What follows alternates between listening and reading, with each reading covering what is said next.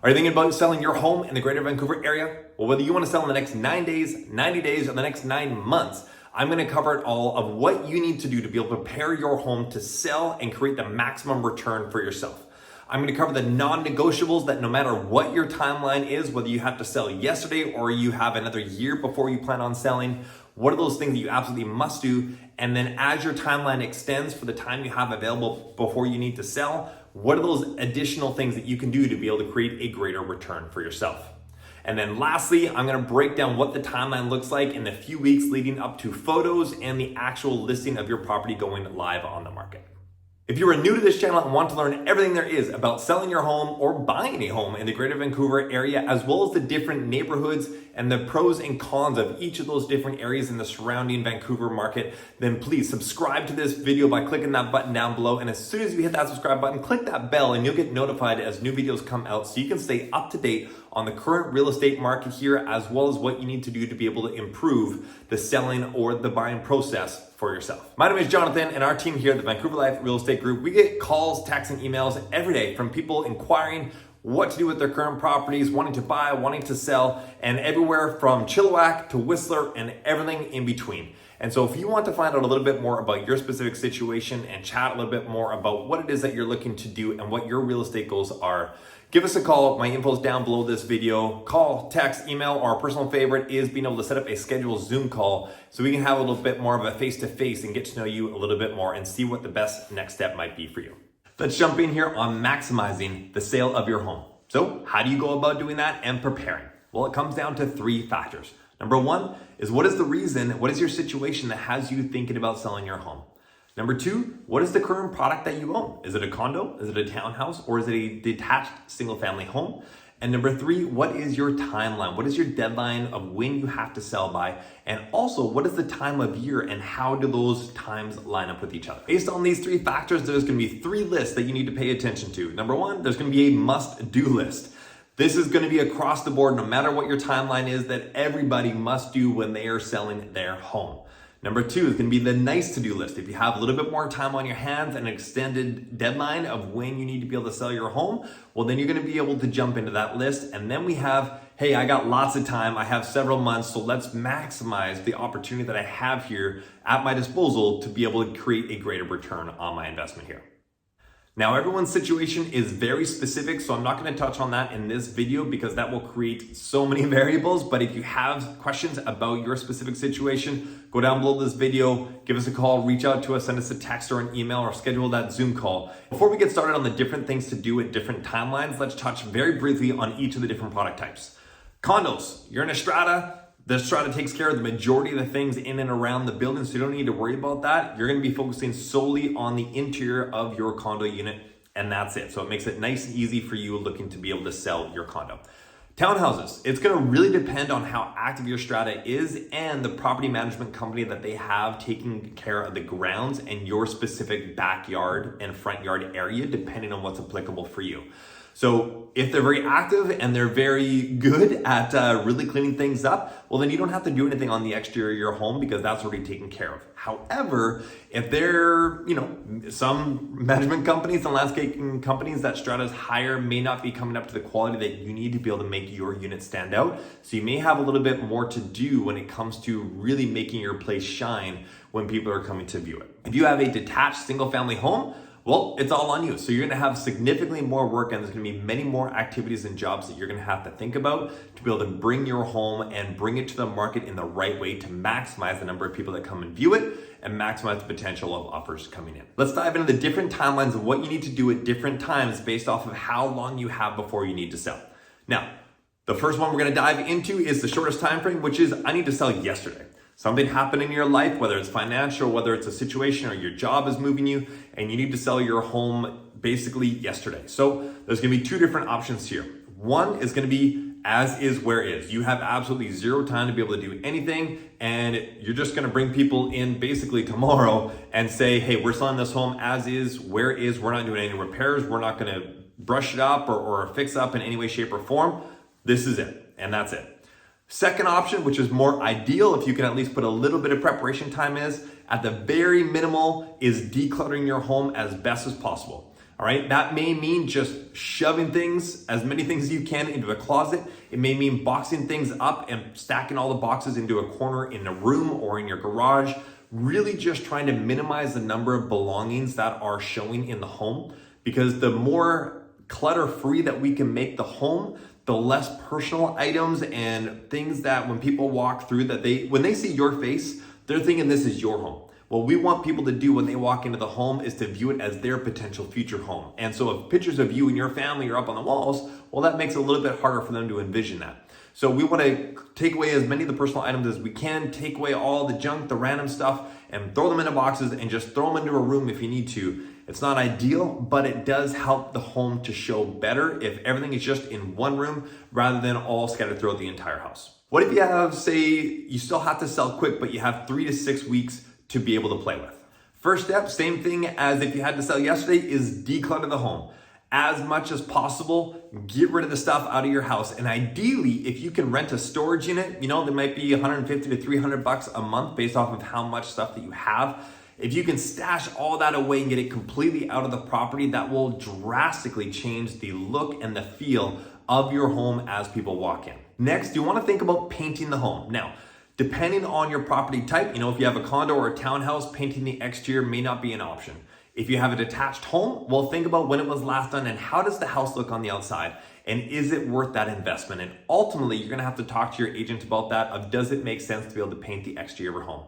When it comes to the interior of your home, it's really amazing how many years can go by and you don't really think that your house is not bright anymore, but you see the walls over and over and over every single day, and yet they've lost so much of the brightness. And so painting the rooms, painting especially the high traffic areas in your home can make a vast, vast difference.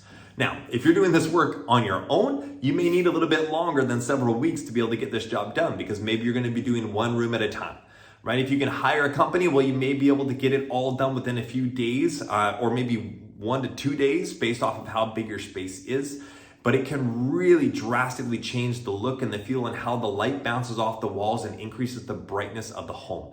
And so that can make a huge difference, especially if you are doing the trim and the baseboards as well as the walls. So if you have a slightly different color on the walls versus the trim and the baseboards, it does increase the cost and the time of being able to tape all the edges and do that trim, but it makes them pop. And it really, again, just changes and transforms the look of the inside of your home. With painting though, if you're not gonna do everything, really focus on the high traffic areas, especially when people are gonna walk in, whatever door they're gonna walk into to come into your home, have that entryway, that initial area that they walk in, be bright and new paint. Go into the hallways, go into the kitchen, maybe the living room, those high traffic areas, and focus on painting those areas first. Next thing to think about is repairs.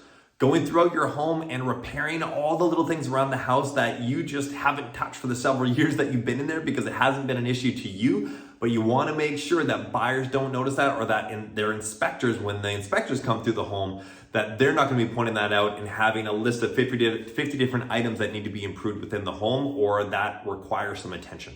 So if you can address a lot of those little things in advance, it can make a big difference of the potential buyers overlooking that and not asking for another reduction on the price that you've already agreed to. Be aware though, is that some of these repairs might be a little bit bigger. So you may want to start thinking about those repairs before doing the painting so that you're not ending up having to double up on the painting, doing it before, and then realize you need to do this repair and then having to redo that wall and paint it again. Lastly, one of the big things that can really help out both the agent that you choose to hire as well as the potential buyers that are coming through is pulling your receipts of when work was done on the home.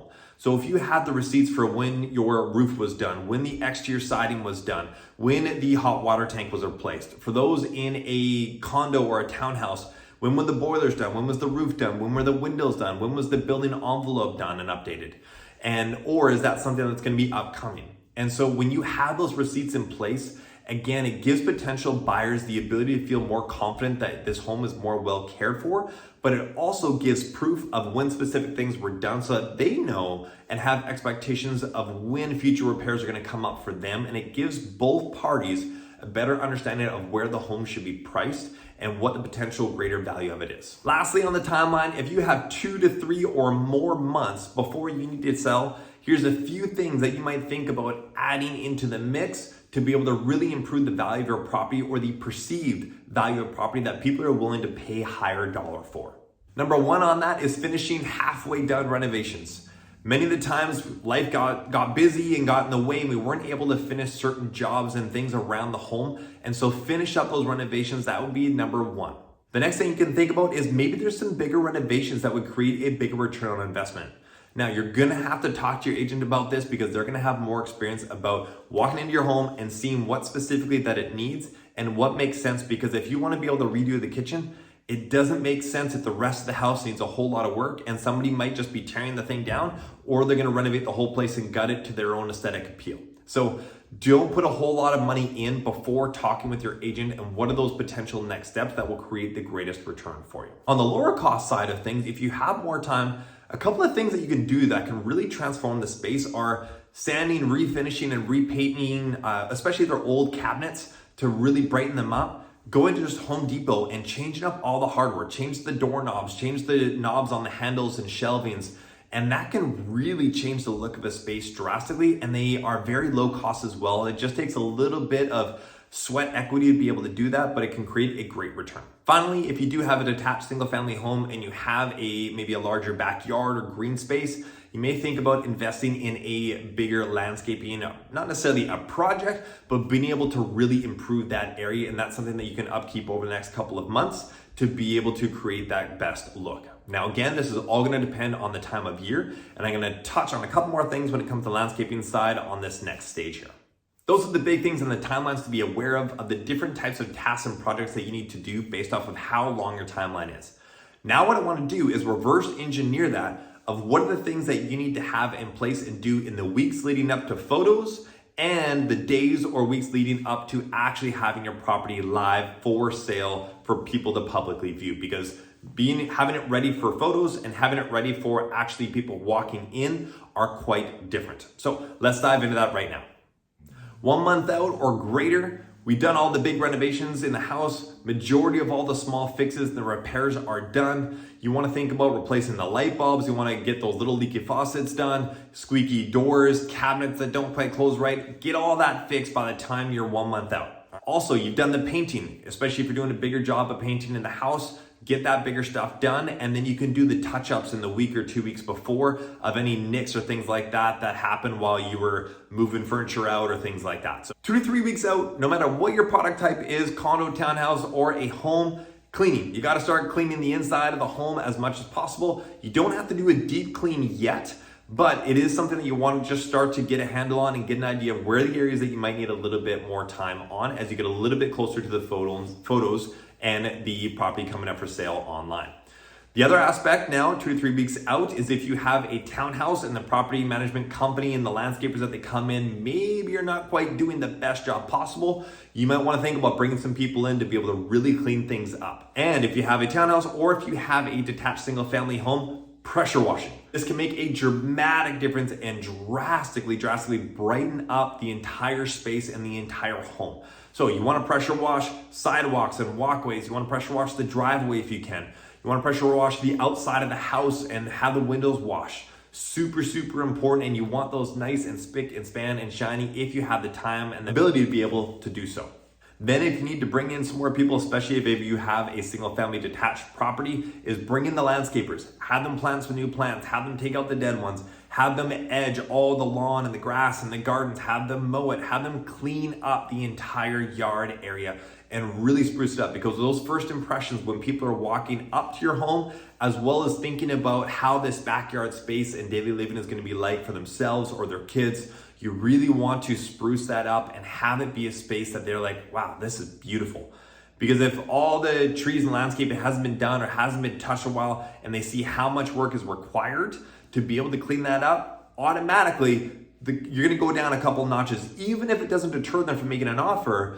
And you just realize it's going to take a lot more work. But if you spread out the plants, if you clean them up and it's clean, just unconsciously, they're not thinking about how much work it's going to take to be able to clean that up and get it ready. They're just thinking that looks beautiful. 1 week out prior to listing is when you want to do the final declutter and again, get as much stuff out of the home as possible.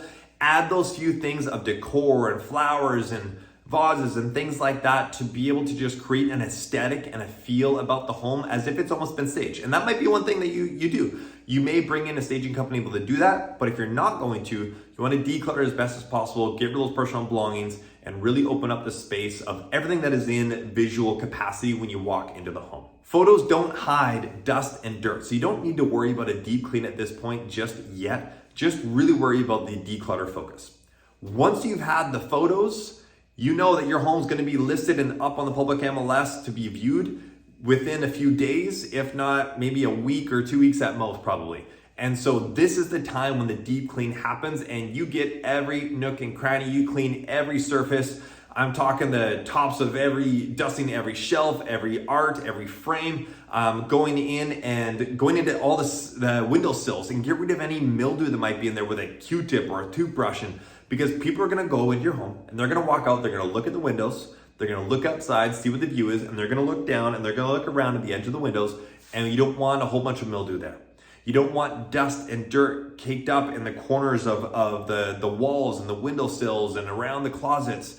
Get rid of all that stuff and really get down, take a cloth around the top of a baseboard and wipe that all clean, because it all makes a dramatic difference. And one of the big things that it also does as well is when you give the home a very good clean, light now reflects more because the dust is not preventing that. So it opens up, it brightens up the space dramatically. And again, when people walk into your home and now they're looking around, they're seeing this clean space, and it automatically gives the feel that this is a well cared for home and they wanted to show it, that you wanted to show it in the right way. And so unconsciously, by doing all these things we talked about before and the clean and decluttering, all of that, it gives an unconscious thought process in the buyers that this is a well cared for home.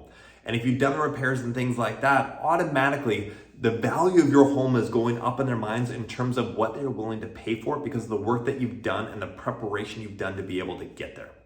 This is why if you have some time to be able to prepare and you don't have to sell it like yesterday, you can get a big change and a return on the value and investment that you put in to show it right in terms of the profit that you get in return. And when you get those returns, it makes all that effort worth it, because especially those 2 to 3 weeks leading up to the photos and your home going up live, it is going to take over your life. You're gonna have work, you're gonna have little bits of family, and then you're just gonna be doing everything. You're gonna be packing, cleaning, decluttering, all of that. But all of that becomes worth it when you end up creating the right vision and the right outlook for people when they walk into your home. When is the best time for you to sell? Well, ultimately, that depends on what the circumstance is and the situation that has you thinking about or needing to sell your home. Depending on what that is, that's gonna create some different strategies and approaches to when you should be listing your home for sale. So if you're looking to move in the next month or the next year, give us a call, send us a message, send us an email, or schedule a Zoom call with us. That's our personal favorite. So we can get face to face and get to know a little bit more about your situation that has you thinking about selling your home. We'd love to be able to chat with you and make it as smooth of a move as possible. If you get some value for this, please make sure to like, to subscribe, and as soon as you do that, click that bell so you get notified of future videos that come up, as I'm doing regular updates on this channel every single week of the current real estate market, so you can stay informed and make the best decisions possible when it comes to your real estate goals. And I also do videos on the surrounding cities of Richmond, Vancouver, and the other surrounding suburbs, so that you know the best neighborhoods to live in, the pros and cons of each, and what are the things that you need to know when it comes to moving to and living in the Greater Vancouver area.